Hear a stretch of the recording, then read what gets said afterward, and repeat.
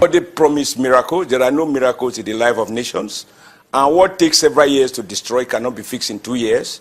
Yes, we have less than 2 years to go. But I believe that a couple of things have changed. In fact, many things have changed. I mean, you will agree that for a long time, corruption was more or less adopted as a fundamental principle of state policy, such that if you complain against corruption, you get the sack. And Emir of Kano, a governor of CBN, was sacked for raising the alarm that, all was not well with the economy, and that so much money the economy was bleeding through massive looting. He got the sack.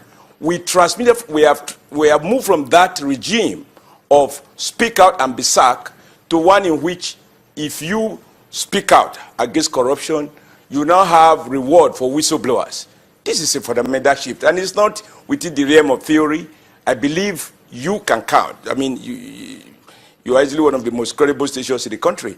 I mean, the amount of revelations, the amount of money that have been recovered, the confessions in courts, the confession not just at the realm of EFCC, the ones that are before the courts.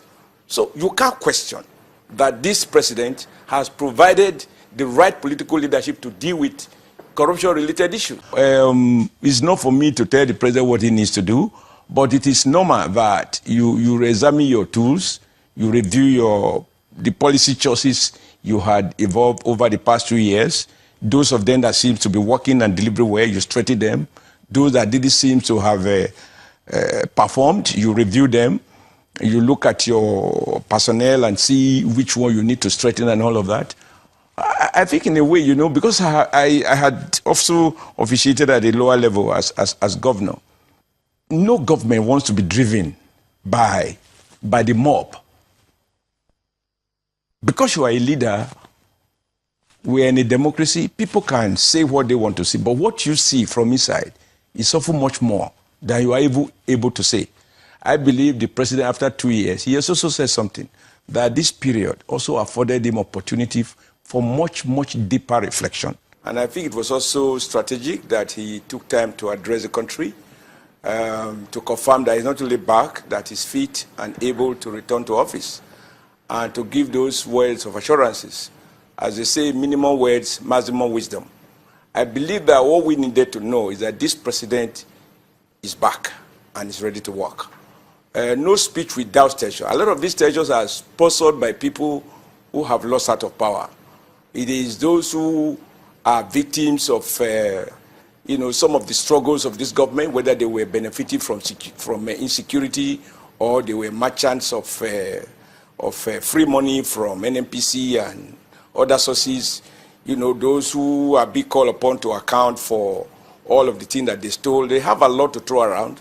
And given the level of unemployment in the country, it's very easy to assemble people, give them 2,000 to play a placard, and suddenly everybody has just become an ethnic champion. For me, I'm relieved that the president is clear, and I think he spoke the right language and employed the proper body language, namely that the unity of our country is not a matter to be negotiated. We can work hard to make Nigeria the country that we want it to be, and the idea of people who have lost sight of power recoiling as ethnic champions and seeking to undermine the peace and security of the country cannot be taken as a joke. I believe that criminal issues should be dealt with firmly, and nobody should be seen to be above the law. Whether you hide under ethnic shield, or you argue under any primordial sentiment, religion, whatever it is, once you cross the red line, to choose the president's words, you should be dealt with firmly according to law. That is my position, and I feel reassured that the president will let everybody know that it is not going to be, we are not a banana republic where all manners of people can come under guises to seek to undermine the country. We have economic challenges, we have unemployment challenges, and what we need at this point is that all hands should be on deck. INEC has not yet declared the re-electionary campaign, so this is the moment we should work for our country, whether at local government level, at state level, and of course at the federal level.